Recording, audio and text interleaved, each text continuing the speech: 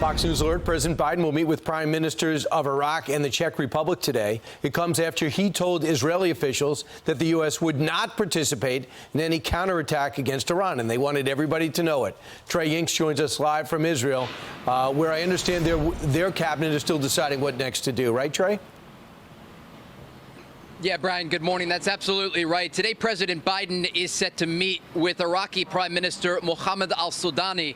The pair likely to discuss this Iranian attack against Israel over the weekend that included hundreds of drones and missiles. And it does come as President Biden reportedly told Israeli Prime Minister Benjamin Netanyahu that the United States will not participate in or even support a counterstrike against Iran. As we speak, Israel's war cabinet is meeting here at the Kiryat in Tel Aviv, Israel's version of the Pentagon, to come up with their response. We understand, according to Israeli media, that there are key disagreements within this cabinet about the scope and timing of such a counterattack. It does come as we are getting more information about what took place over the weekend. Israeli and American fighter jets were able to shoot down the majority of these projectiles, and you can see in some of the video they intercepted them outside of Israeli airspace. We watched here in Tel Aviv as Israel's most advanced air defense systems intercepted ballistic missiles and drones far overhead. All of this as the Iranians are showing their true colors. They fired so many missiles and drones, but the damage here in Israel was not as extensive as they hoped. And so now the Israelis have to make a decision about keeping themselves in the middle of a very difficult situation. They don't want the region to go to a broader war, but they also don't want Iran to think they can attack Israel from their soil. Brian. All right, Trey, thanks so much. So much analysis, so many experts are needed. We've never been down this path before. Trey Yingst, thank you. Our next guest says Iran would not hesitate to use nukes if they had them. Joining us right now is former Trata commander, retired General David Perkins, who also famously did the Thunder Run as the Iraqi Prime Minister. President comes to meet with our president today. General, why do you believe that Iran would have used nuclear weapons last time if they had them? Well, Brian, not a known thing, but what we saw the Iranians do was prove to the world, first of all, that restraint is not in their vocabulary, and the attack they had was pretty discriminate. It wasn't focused on any particular military aspect of it, and it also showed that the Iranians now have never had a weapon and not used it.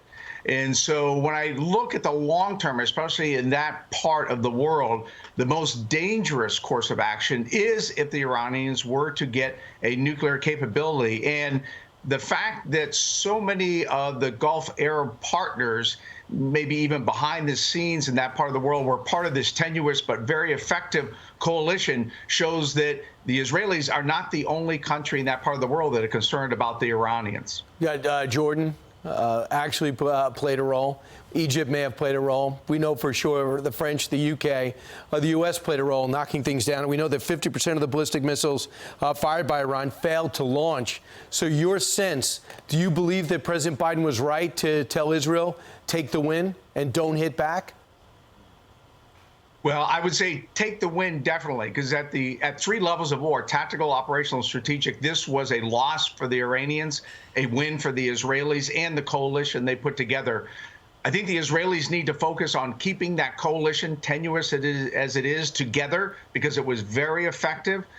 There are lots of ways to go and get back at the Iranians, covert ways, non-attribution ways, and I would let the Iranians know that there's a pretty large capability to do that, and it will be done at a time of Israel and the coalition's choosing, and let them stew on that for a while. So something right away I don't think would be the most effective way to deal with this. Would you say they have to finish off Hamas? Would you say they have to go into Rafah? Do you agree with the Prime Minister? What has to happen is the Israelis have to ensure that Hamas no longer has the capability to exert control over the Palestinian people and export the terrorism and attacks like they did on 7 October. And so they have to make sure that threat is gone. At the same time, what they have to do is make sure they can keep support from the international community, and that's a very difficult process to do, but they both have to be in the forefront of the Israeli tactics. Right. Let the civilians out, but finish off Hamas. General Perkins, thanks so much. I'm Steve Doocy. I'm Brian Kilmeade. And I'm Ainsley Earhart. And click here to subscribe to the Fox News YouTube page to catch our hottest interviews and most compelling analysis.